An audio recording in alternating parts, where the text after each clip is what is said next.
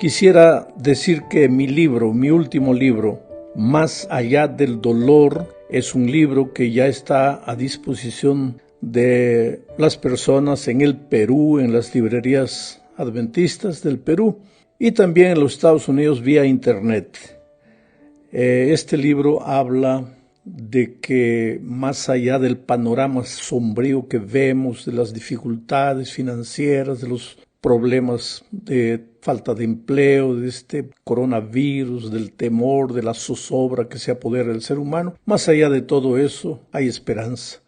La mano poderosa de Dios siempre está guiando la vida de sus hijos. Es un libro lleno de historias de gente que pasó por el Valle del Dolor y salió finalmente victoriosa. Bueno, vamos esta semana a hablar del poder de la oración en la conquista de almas para Cristo. Antes de pensar en buscar traer personas para Cristo, creo que tenemos que pensar en nosotros mismos, en nuestro crecimiento espiritual.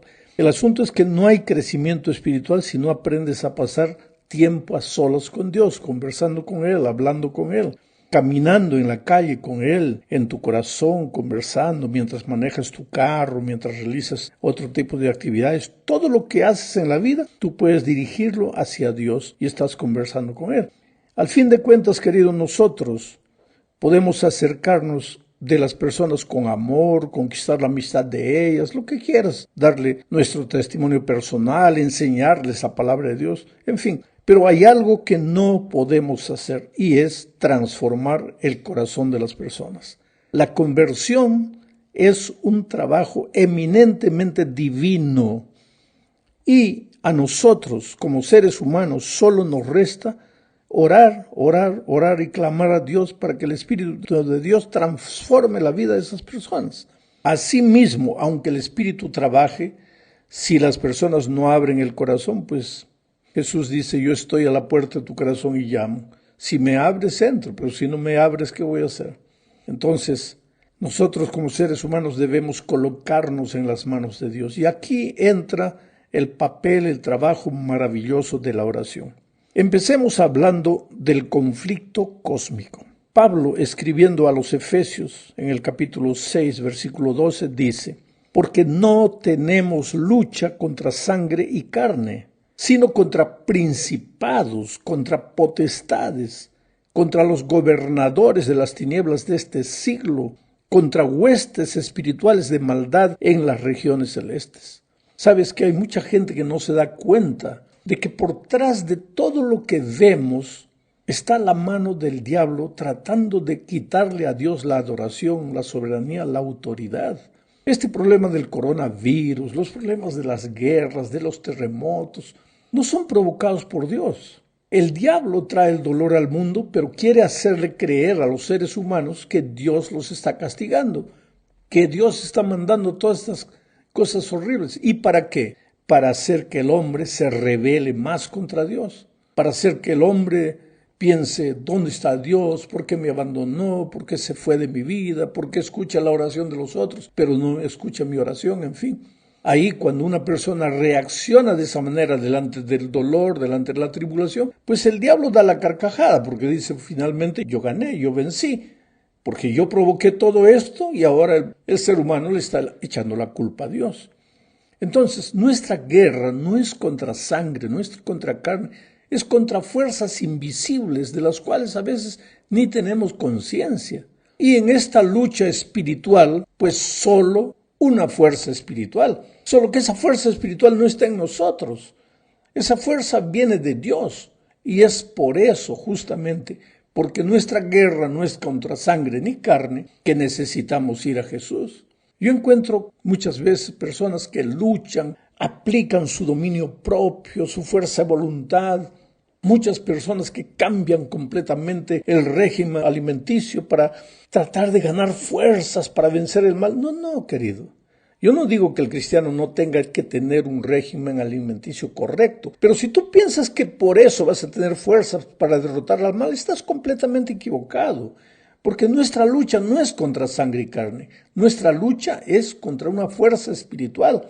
Claro que tienes que vivir de manera saludable, pero más tienes que doblar tus rodillas y aprender a vivir las 24 horas en espíritu de oración, además de la oración arrodillado, una oración establecida, aprender a vivir constantemente dependiendo de Dios. En la segunda parte hablaremos de Jesús como nuestro gran intercesor. Jesús, a lo largo de su ministerio, fue un hombre de oración. Oró en la hora de su bautismo.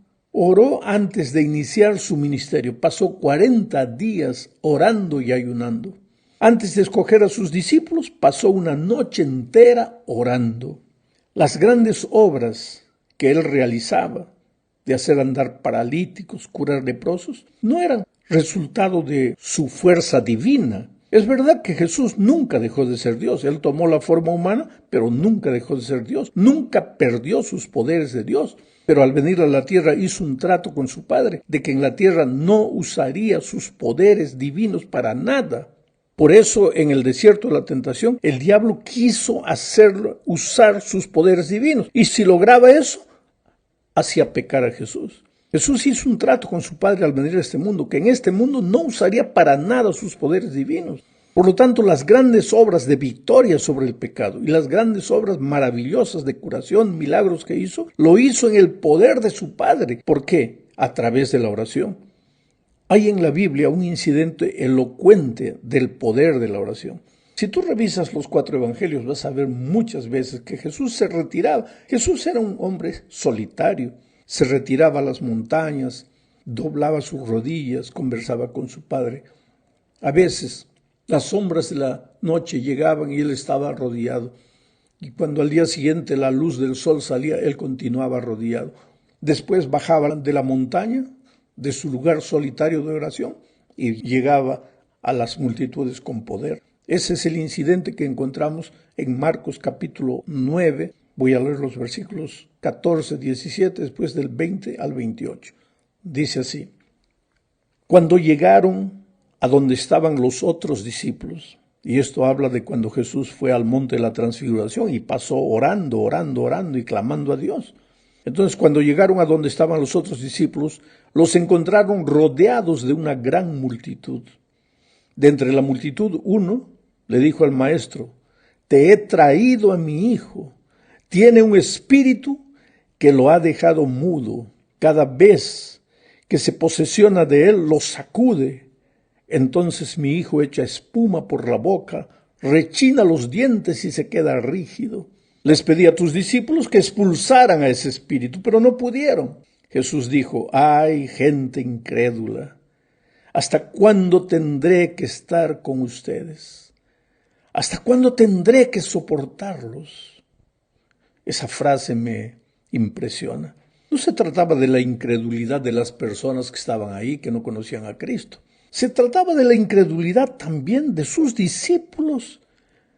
¿Qué tipo de incredulidad? ¿Acaso no lo seguían, no creían en él? Creían en él, pero no creían en sus palabras, porque él ya les había enseñado muchas veces acerca del poder de la oración, pero esa gente trató de sacar al espíritu inmundo, esos discípulos, con sus fuerzas, usando tal vez palabras, pero no consiguió. Por eso Jesús quedó triste y dijo: ¡ay, gente incrédula! ¿Hasta cuándo tendré que estar con ustedes? ¿Hasta cuándo tendré que soportarlos? Tráiganme al muchacho. Cuando Jesús vio que la multitud se agolpaba, dice el texto, reprendió al espíritu inmundo y le dijo: Espíritu sordo y mudo, yo te ordeno que salgas de este muchacho y que nunca vuelvas a entrar en él. El espíritu salió gritando y sacudiendo con violencia al muchacho, el cual quedó como muerto. En efecto, muchos decían: está muerto, pero Jesús lo tomó de la mano, lo enderezó y el muchacho se puso en pie. Ahora, cuando llegaron a la casa, cuando Jesús entró en la casa, dice el relato, sus discípulos le preguntaron a solas: ¿por qué nosotros no pudimos expulsarlo? Jesús les respondió: estos demonios no salen sino con oración. Estos demonios solo salen con oración. Oh querido, cuando un hijo de Dios se arrodilla, los poderes de las tinieblas tiemblan. A lo largo de mi vida yo he vivido momentos difíciles. Yo estaba en Itapecerica de la Sierra, en San Pablo, en una campaña evangelística. El pastor iba a bautizar a un candidato antes de la predicación y de repente el diablo tomó posesión de aquella mujer. Y la mujer con una fuerza descomunal agarró al pastor y lo sumergió en el agua. Y la gente pues quedó asustada. En ese momento yo tomé el micrófono y le dije a todo el público, debería haber unas 6,000, 7,000 personas. Este es el momento de orar. Clamamos a Dios todos juntos. Y de repente la mujer perdió las fuerzas. Entonces yo le dije al pastor, ¿puede bautizarla? El pastor levantó la mano, hizo la declaración del bautismo. Aquella mujer salió del agua transformada, abrazó al pastor. Esa mujer había sido una hechicera, lo que en Brasil le llaman una madre de santo. Había conocido el evangelio, había renunciado todo y aceptado a Jesucristo, y ahora en la hora de su bautismo el diablo la agarra y la amenaza de muerte. Y 25 días después ella muere en un accidente de tránsito. Por eso te digo que nuestra fuerza, nuestra lucha, nuestra batalla no es contra fuerzas físicas. No es nuestro cuerpo, nuestro dominio de voluntad, nuestra fuerza que va a vencer. Solo Dios. Y eso buscando el poder divino a través de la oración. Las palabras de Jesús son elocuentes. Estos demonios solo salen con oración. Oh querido, el diablo existe. En medio del conflicto de los siglos, nosotros estamos allá. A veces no podemos verlo, pero existe y trabaja contra nosotros. A veces se mete en una botella de licor, en una cajetilla de cigarros, en la droga, en la promiscuidad, solo para destruir la vida de sus hijos. Pero no tenemos que tener miedo, porque Jesús le dijo a Pedro, mira, Lucas 22, 31 y 32. Jesús le dijo a Pedro, Simón, Simón, Satanás ha pedido sacudirlos a ustedes como si fueran trigo, pero yo he rogado por ti para que no te falte la fe, y tú cuando hayas vuelto deberás confirmar a tus hermanos. Esas palabras no fueron solo para Simón, son para ti y para mí también. El diablo quiere destruirnos, nos va a sacudir, nos va a meter al fuego de la tentación, va a hacer lo que pueda y lo que no pueda para acabar con nuestra vida. Pero no tenemos que tener miedo. ¿Por qué? Porque el Señor Jesucristo está intercediendo por nosotros. Él es nuestro gran intercesor. Veamos ahora las oraciones intercesoras de Pablo. Efesios 1, 15 al 21, dice, por esta causa también yo, desde que supe de la fe de ustedes, de los efesios, en el Señor Jesús, y del amor que ustedes tienen para con todos los santos, no ceso de dar gracias por ustedes al recordarlos en mis oraciones. O sea, Pablo oraba por los efesios, pidiendo ¿qué cosa en favor de ellos? Primero, para que el Señor, para que el Dios de nuestro Padre Jesucristo, el Padre de gloria, les dé espíritu de sabiduría. Pablo oraba para que Dios les diese a los efesios espíritu de sabiduría. O sea, equilibrio, sensatez, sentido común. A veces vemos en la iglesia falta de sabiduría. Se toman decisiones completamente inmaduras o se toman posiciones inmaduras. ¿Cómo necesitamos de sabiduría?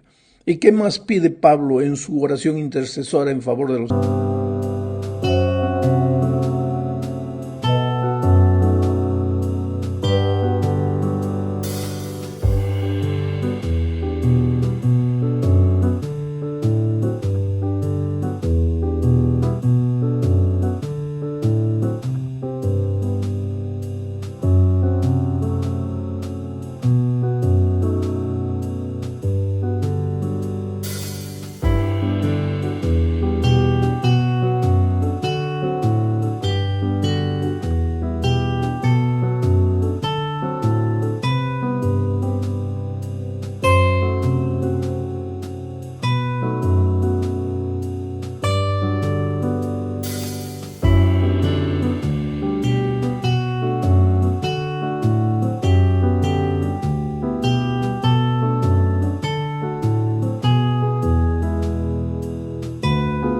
Efesios. Dice, pido también que Dios les dé la luz necesaria para que sepan cuál es la esperanza a la cual los han llamado. Quiere decir, que Dios ilumine su entendimiento para que no se dejen engañar, para que sepan cuál es la esperanza a la cual los ha llamado. Hoy día hay muchas corrientes engañadoras, y los engañadores no vienen con cara de diablo, porque si no, todo el mundo escaparía, todo el mundo correría. Los engañadores vienen con cara de ángel, para engañar, para hacerte asustar, para hacerte creer. No, que los líderes están equivocados. No, que la iglesia tiene que cambiar, que la estructura tiene que cambiar. No, que esto, no, que aquello. El Espíritu de Dios es manso. Cuando alguien viene a ti tratando de engañarte, y cuando al hablar o criticar a la iglesia, a sus líderes, los ojos de esa gente parece que van a salir de las cuencas de los ojos, no creas en esas palabras. Pablo oraba intercediendo por el pueblo de Efeso y pidiendo sabiduría y para que no se deje engañar. Y continúa diciendo, ¿y cuál la supereminente grandeza de su poder para con nosotros? Pablo también quiere que los efesios reciban el poder, la grandeza del poder de Dios. No solo la teoría, sino el poder de Dios. Ese es el texto de Pablo, interesante. Voy a seguir leyendo. La cual operó en Cristo y lo resucitó de entre los muertos, el poder de Dios, y lo sentó a su derecha en los lugares celestiales, muy por encima de todo principado, autoridad, poder y señorío, y por encima de todo nombre que se nombra, no solo en este tiempo, sino también en el venidero. Ahí está, ese es tu Dios poderoso. Entonces, cuando el diablo viene, ¿por qué tienes que tener miedo? ¿Por qué tienes que temblar? ¿Por qué tienes que vivir sujetado a las riendas del enemigo, esclavo del enemigo, esclavo de tus...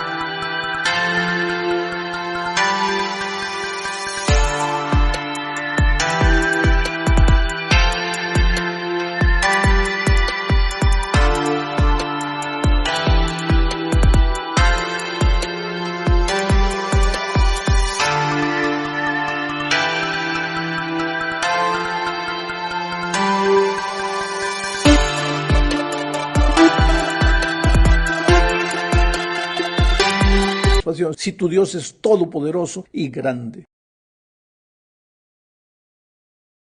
Pablo también intercede por los filipenses de una manera extraordinaria, clamando a Dios para que la gracia de Dios acompañe a los filipenses, para que el espíritu misionero no los abandone, para que el poder de Dios caiga sobre ellos. Bueno, en la cuarta parte hablaremos ahora de los poderes invisibles de la oración. El conflicto de los siglos a veces, querido, es invisible a nuestros ojos. Hay muchas cosas que nosotros vemos y percibimos, pero hay otras que escapan a nuestro entendimiento. Por ejemplo, Daniel estaba preocupado con el cumplimiento de la profecía que había recibido. Él mismo no lo entendía y clamó por la ayuda divina y oró, pero la respuesta no llegaba hasta que finalmente el ángel del Señor apareció. Y mira lo que le dijo en Daniel 10, 12 al 14. Entonces aquel hombre, el ángel, me dijo, no tengas miedo, Daniel, porque tus palabras fueron oídas desde el primer día en que dispusiste tu corazón a entender y a humillarte en la presencia de tu Dios. Ahora, yo pregunto, paro de leer el texto aquí. Si Dios oyó su palabra desde el primer día que él clamó, ¿por qué demoró en llegar el ángel? Aquí viene la respuesta. Seguimos leyendo el texto. Precisamente por causa de tus palabras he venido. El príncipe del reino de Persia se me enfrentó durante 21 días, pero Miguel, que es Jesucristo, que es uno de los príncipes más importantes, vino a mí en mi ayuda y me quedé allí con los reyes de Persia. Ahora he venido para hacerte saber lo que va a suceder a tu pueblo en los últimos días. La visión es para esos días. ¿Qué está queriendo decir aquí? El ángel fue enviado por Dios para ayudar a Daniel, pero en el camino el diablo, el príncipe de Persia, es el diablo, lo agarró. Lo impidió de llegar a nosotros. 21 días de lucha hasta que Miguel, el propio Señor Jesucristo, vino, ayudó al ángel a destruir las fuerzas del mal y el ángel pudo llegar a Daniel. Ahora, tú no ves eso con tus ojos, la lucha terrible que hay entre los bastidores. Los ángeles del demonio con los ángeles de Cristo, luchando constantemente. Cuando el diablo viene con sus ángeles a destruirte, ¿tú crees que Jesús se queda en manos cruzadas? No, envía sus ejércitos para ayudarte. Hay una lucha terrible entre ellos, solo que nuestros ojos no perciben nada de eso. Bueno, llegamos al fin de este estudio hablando del foco de la oración. Además de orar por nosotros, queridos, debemos aprender a orar por las otras personas, especialmente por los amigos y familiares que deseamos llevar a Jesús. Job 42, versículo 10, dice lo siguiente: y quitó Jehová la aflicción de Job cuando él hubo orado por sus amigos, y aumentó al doble todas las cosas que le habían sido quitadas. ¿Qué pasa? Job perdió todo, el diablo le quitó todo, le quitó hasta la salud, estaba todo sarnoso. ¿Tú crees que Job oraba? Claro que oraba. ¿Y en qué consistía su oración? Oh Señor, bendice, me ayuda, me sana, me cura, me devuélveme lo que el diablo le quitó. Job era un ser humano, como cualquier ser humano. Muchas veces hasta vaciló, no negó, no perdió la fe, pero vaciló. Suplicó a Dios y nada, no respondía. Parece que Dios no respondía. Pero entonces Job dejó de orar por él y empezó a orar por sus amigos. Y ahora viene el texto y dice: y quitó Jehová la aflicción de Job cuando él hubo orado por sus amigos. O sea, la oración intercesora tiene un poder tremendo. Mientras Job estaba pidiendo solo por él, nada sucedía. Cuando empezó a orar por los otros, sucedieron las cosas maravillosas. Oh querido, no te canses de orar, sigue orando. No ores solo por ti. Ora especialmente por tantas personas que necesitan de Jesús. Yo conozco historias interesantísimas. Había una pareja que tenía un hijo. El hijo nació en la iglesia, creció, se fue, no quería saber nada de Dios, nada de la iglesia. Inclusive porque los padres hablaban tanto con él acerca de la iglesia, de Jesús. Él se fue a una ciudad distante, 1000 kilómetros de los papás, para que no lo molestasen. Ahí se entregó a la borrachera, a la promiscuidad, en fin, tenía dinero, malgastaba la vida. Un sábado a las 11 de la mañana, él estaba en la playa, ahí borracho, medio ebrio, cuando sintió que se moría. Cayó fulminado. Lo llevaron al hospital, en fin, se le había bajado la presión. Esa noche, él llamó a los papás y les dijo todo lo que había sucedido con él. Y ellos preguntaron a qué hora fue.